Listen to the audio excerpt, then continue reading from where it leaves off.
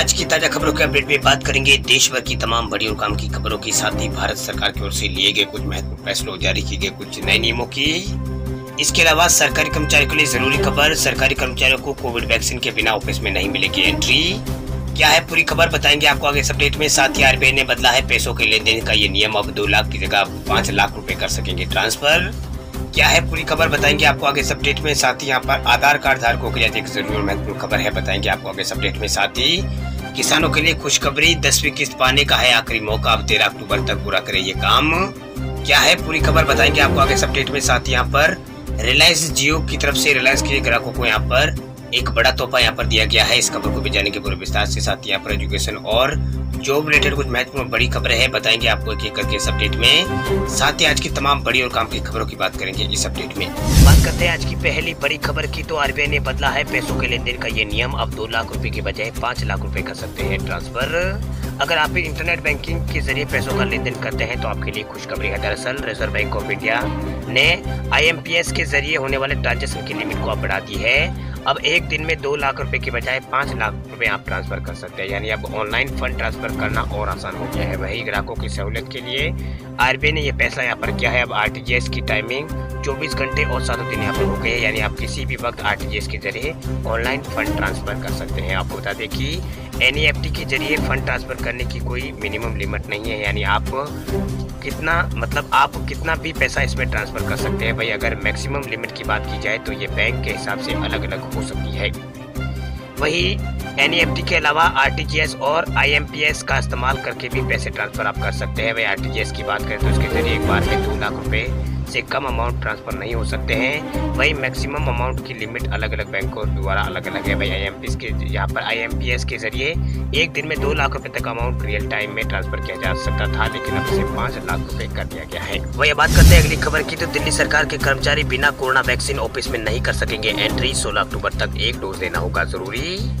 Corona संक्रमण पर लगाम कसने के लिए दिल्ली सरकार ने बड़ा ऐलान किया है। दरअसल अब दिल्ली सरकार के ऑफिस में कोई भी कर्मचारी बिना वैक्सीन लगवाए एंट्री नहीं कर सकेगा। वही कर्मचारी को तभी ऑफिस में एंट्री मिलेगी जब उसने कम से कम कोरोना वैक्सीन की 1 डोज जरूर ली होगा। नए नियम 16 अक्टूबर से लागू किए जाएंगे। वही सरकार ने यह आदेश जरूरी वैक्सीनेशन को लेकर जारी किया है। वही DDMA ने आदेश में कहा है कि दिल्ली सरकार के उन कर्मचारियों को 16 अक्टूबर से ऑफिस आने की परमिशन नहीं होगी जिन्होंने वैक्सीन की 1 भी डोज यहाँ पर नहीं ली हो। आपको बता दें कि कोरोना संक्रमण को मात देने के लिए दिल्ली में बड़े स्तर पर वैक्सीनेशन अभियान चलाया जा रहा है। जगह जगह पर वैक्सीनेशन बूथ यहाँ पर लगाए गए हैं, जिससे सभी को आसानी से डोज उपलब्ध हो चुके हैं। वही राजधानी में अब तक 1 करोड़ से ज्यादा लोगों को वैक्सीन की कम से कम 1 खुराक यहाँ पर लगाई जा चुकी है। इस बीच संक्रमण के मामले भी बहुत कम यहाँ पर सामने आ रहे हैं।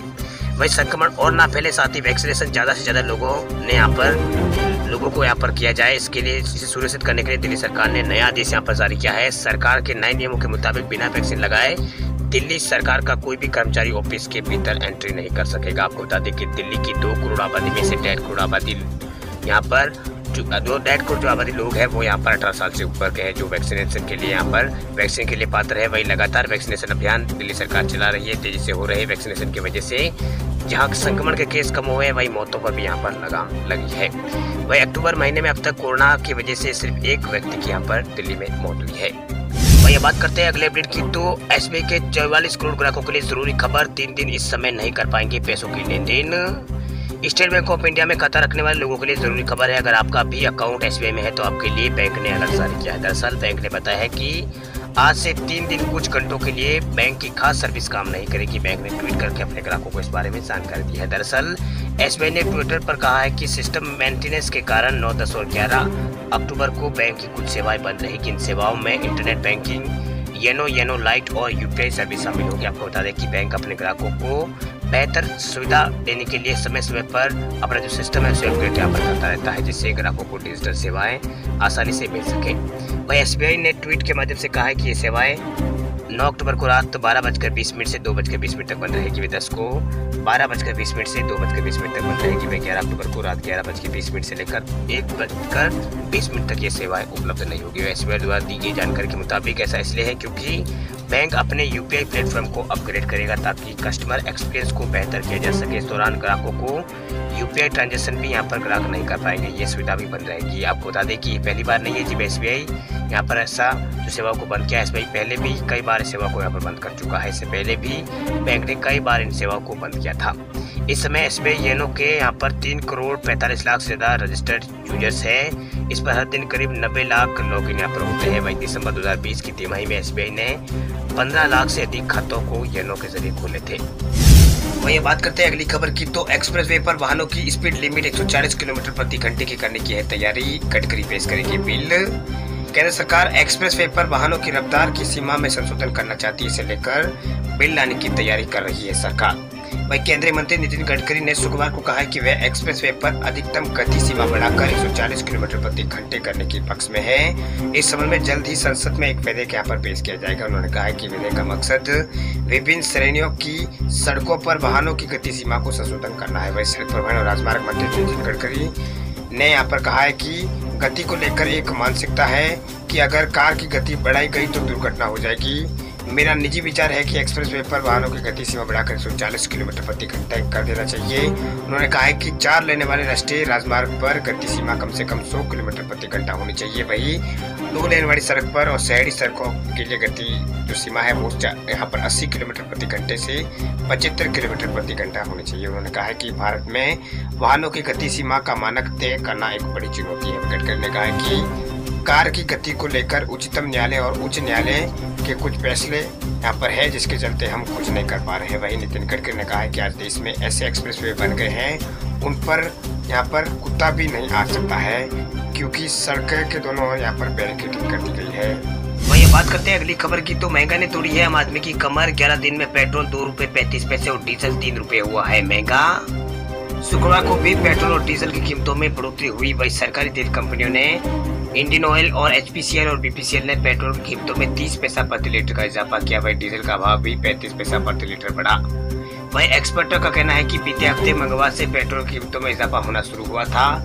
इस बीच हफ्ते में 2-3 दिन यहाँ पर बीते बुधवार को और सोमवार को सिर्फ दाम स्थिर रहे थे। इसके अलावा हर दिन कीमत में इजाफा देखने को मिला। वही पिछले 11 दिनों में पेट्रोल की कीमतों में 2 रुपए और 35 पैसे की बढ़ोतरी दर्ज हुई है। वही डीजल भी 3 रुपए महंगा यहाँ पर हो गया है। वही कोलकाता में पेट्रोल के दाम 104 रुपए 23 पैसे प्रति लीटर है। वही डीजल के दाम 55 रुपए 23 पैसे प्रति लीटर है। वही मुंबई में 109 रुपए पेट्रोल और डीजल 99 रुपए और 22 पैसा प्रति लीटर मिल रहा है। इसके अलावा दिल्ली में दाम 103 रुपए पेट्रोल के है और यहाँ पर डीजल के दाम 92 रुपए और 12 पैसे प्रति लीटर यहाँ पर मिल रहा है। वही न्यूज एजेंसी रिटायर्स के मुताबिक अंतर्राष्ट्रीय स्तर पर कच्चे तेल के दाम लगातार बढ़ रहे हैं। वही क्रूड का भाव $82 प्रति बैरल पर पहुंच गया। वही बात करते हैं अगले ब्रेक की, तो पेट्रोल डीजल के बाद प्याज हुआ है महंगा, कीमतों में यह उछाल। देश में लगातार महंगाई की मार आम आदमी को झेलनी पड़ रही है। एक तरफ जहां पेट्रोल और डीजल के दामों में बढ़ोतरी देखने को मिल रही है, वहीं अब राजधानी दिल्ली में प्याज की कीमतों में भी उछाल देखने को मिल रहा है। वही प्याज के रिटेल दामों में 10 से 20 रुपए का उछाल देखने को मिला। इससे पहले प्याज 30 रुपए प्रति किलो बिक रहा था, लेकिन अब इसमें इजाफा हो चुका है। वहीं ईंधन की कीमतों में पिछले कई दिनों से आग लगी हुई है, जिसके कारण लोगों की जेब पर इसका असर देखने को मिल रहा है। अब रिटेल में प्याज के दामों में इजाफा देखने को मिला है। दिल्ली में अब 1 किलो प्याज 50 से 60 रुपए प्रति किलो यहाँ पर बिक रहे हैं। वही प्याज के दामों में बढ़ोतरी ऐसे समय हुई है जब यहाँ पर नवरात्रि चल रहे हैं। वही प्याज के दामों में बढ़ोतरी का ये हाल तब है जब देश में नवरात्रि का पर्व चल रहा है और कई लोग प्याज का त्याग कर देते हैं। वही दाम बढ़ने के पीछे बारिश को वजह बताया जा रहा है। कहा जा रहा है कि बारिश के चलते खराब हुई फसलों ने दामों में उछाल ला दिया है। वही कहा जा रहा है कि आने वाले दिनों में प्याज के दामों में और भी इजाफा देखा जा सकता है। रिटेल विक्रेताओं का कहना है कि पीछे से प्याज यहाँ पर नहीं आ रहे हैं। वही बारिश के चलते फसलें खराब हो रही है। अब जहाँ ग्राहकों को 1 किलो प्याज यहाँ पर ग्राहक 1 किलो प्याज लेकर चलता, अब यहाँ पर 250 ग्राम प्याज ही लेके जा रहा है। आने वाले दिनों में नवरात्रि खत्म होगी तो प्याज के दामों में और भी यहाँ पर उछाल देखने को मिल सकता है। कुछ दिनों में प्याज का स्टॉक भी यहाँ पर होने लगेगा। वही बात करते हैं अगली खबर की, तो किसानों के लिए खुशखबरी, 10वीं किस्त पाने का है आखिरी मौका। अब 13 अक्टूबर तक पूरा करें ये काम। अगर आप भी पीएम किसान सम्मान निधि योजना के लाभार्थी हैं तो आपके लिए बहुत ही जरूरी खबर है। दरअसल पीएम किसान सम्मान निधि योजना के तहत अगर किसानों की अगली किस्त रुक गई है या फिर अभी तक नहीं मिली है तो उसे पाने का एक और मौका है। ये मौका उत्तर प्रदेश के किसानों के लिए है। उत्तर प्रदेश कृषि विभाग राज्य के सभी जिलों में 11 से 13 अक्टूबर तक पीएम किसान समाधान दिवस आयोजित यहाँ पर करेगा। यहाँ आधार नंबर और खाता और IFSC कोड जैसी दिक्कतों का समाधान होगा, ताकि किसानों को दिसंबर की किस्त मिलने में कोई दिक्कत ना हो। आपको बता दें कि PM किसान पोर्टल पर नया पंजीकरण बंद है। आपको बता दें कि उत्तर प्रदेश के CM योगी आदित्यनाथ ने PM किसान से संबंधित समस्याओं के समाधान के लिए जिला स्तर पर PM किसान समाधान दिवस चलाने का निर्देश यहाँ पर दिया। इस दौरान समाधान दिवस पर मुख्य रूप से यहाँ पर इनवैलिड आधार और आधार के अनुसार नाम सही कराया जाएगा। वह स्कैम का मकसद किसानों तक योजना का लाभ पहुंचाने का है। इसके लिए कृषि विभाग और अन्य विभागों में कार्यरत कंप्यूटर ऑपरेटर को 3 दिन के लिए राजकीय बीज गोदाम पर तैनात यहाँ पर किया जाएगा। अगर यूपी के किसानों को प्रधानमंत्री किसान सम्मान निधि योजना का लाभ नहीं मिल रहा है तो वे 11 से 13 अक्टूबर के बीच कार्यालय अवधि में अपना विकास खंड के राजकीय बीज गोदाम पर आधार कार्ड और बैंक खाता के वितरण के साथ पहुंचकर अपना जो डाटा है उसे ठीक करा सकते हैं। इसके अतिरिक्त अन्य समस्या होने पर भी किसान समाधान दिवस में मदद यहाँ पर ले सकते हैं। वही बात करते हैं अगली खबर की, तो कोरोना से भारत में राहत जारी। 24 घंटों में 21,257 नए केस आए हैं सामने। देश में कोरोना के मामलों में राहत जारी है। पिछले कई दिनों से कोरोना का ग्राफ नीचे आ रहा है।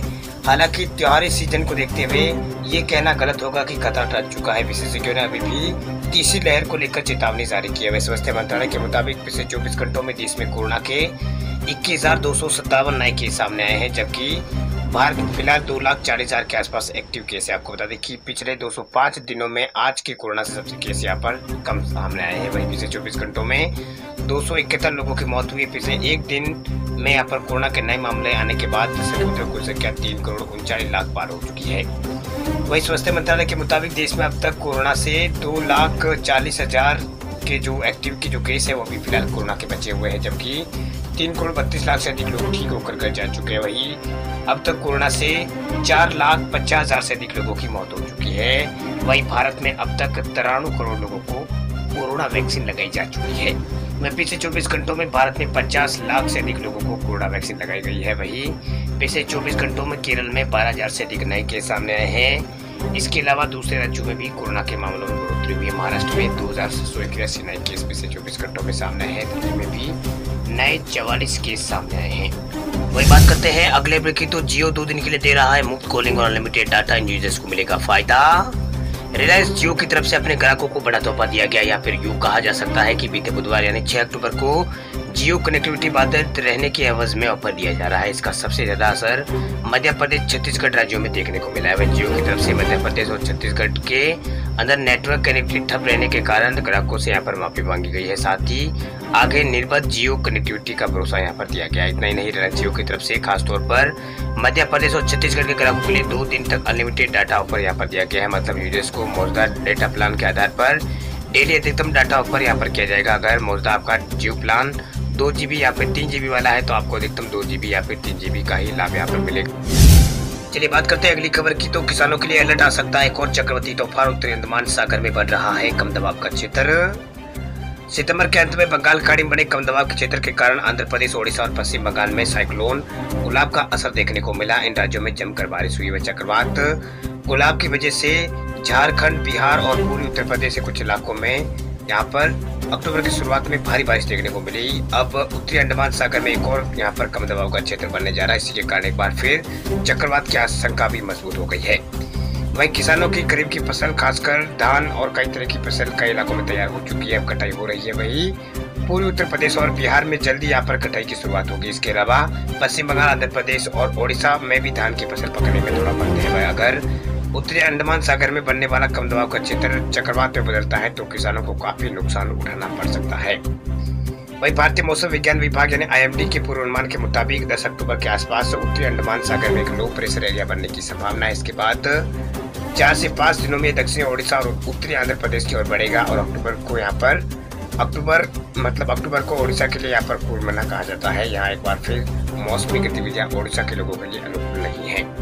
वहीं समाचार एजेंसी PTI की खबर के मुताबिक ओडिशा के तट से टकराने वाले अधिकांश बड़े चक्रवात अक्टूबर महीने में ही आए हैं। देश में अब तक का सबसे शक्तिशाली सुपर साइक्लोन प्रायद्वीप में 29 अक्टूबर 1999 से टकराया था। इस सुपर साइक्लोन के कारण लगभग 10,000 लोगों की मौत हो गई थी। इसके अलावा चक्रवात फैलिन और हुदहुद और तितली ने भी यहाँ पर अक्टूबर महीने में 2013, 14 और 18 में यहाँ पर ये तूफान आया था। इन्होंने भी काफी जनहानि की थी।